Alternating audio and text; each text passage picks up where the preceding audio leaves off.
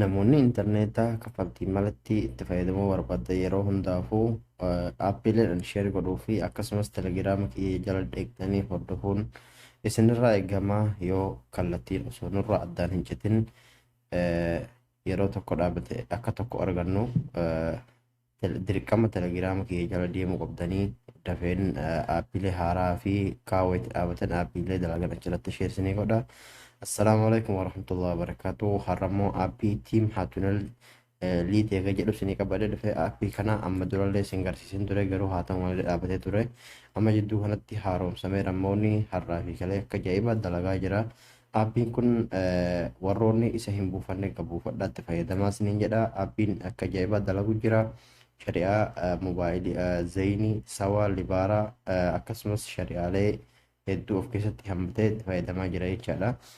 Hedduu bu'a qabeessa intarneeta fayyadamuun isaallee hedduu saffisa ol aanaan dalagaa jira. Biyyoota garaagaraa keessatti illee dalagaa jira. Warroonni Morookoo keessa jirtanillee Morookoo keessatti illee dalagaa jira. Asirratti akka ajaa'iba dalagaa jira. Asirratti jaawii warroonni fayyadamtan moobaayilii zayinii warri fayyadamtan moobaayilii immoo warroota jahatamaa warroonni moobaayilii jahatamaa warri itti fayyadamaa jirtan karaa kanaatti fayyadamuu dandeessanii akkasumas zayinii illee riyaala 25 warroonni hidhatanii jirtan waan kanaan illee itti fayyadamuu dandeessanii jechaadha. Hedduu intarneet isaa saffisa olaanaan dalagaa jira. Sawaallee kunoo as jalatti illee sawaan dalagaa sawaallee ni dalagaa jechaadha.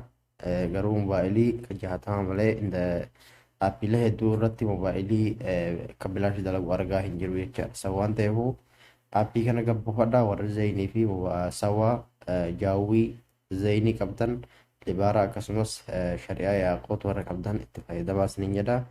Aappii kana isa pilaastoor keessaallee yoo barreessitan tiim haatuneeli jettanii yoo barreessitan bifuma isaa isinii baha. Yoo kan immoo warri buufachuu hin dandeenye telegiraama kiyya jala seentanii telegiraama kiyya jalatti sheer godha achii buufachuu dandeessa isiniin jedha. Viidiyoo kiyya isinitti laayik sheer gochuudhaan akkasumas warroonni dhaabbata aappiin kunii fi intarneetni kaffaltiin malitti dalaguu akka nurraan jenna yoo jettan dheqaa telegiraama kiyya jooyin godha. Telegiraama kiyya diskiripshinii yuutuub chaanala kiyya jala siniigaa akkasumas piroofaayilii tiktookii kiyya jalatti illee argachuu dandeessanii jechaadha.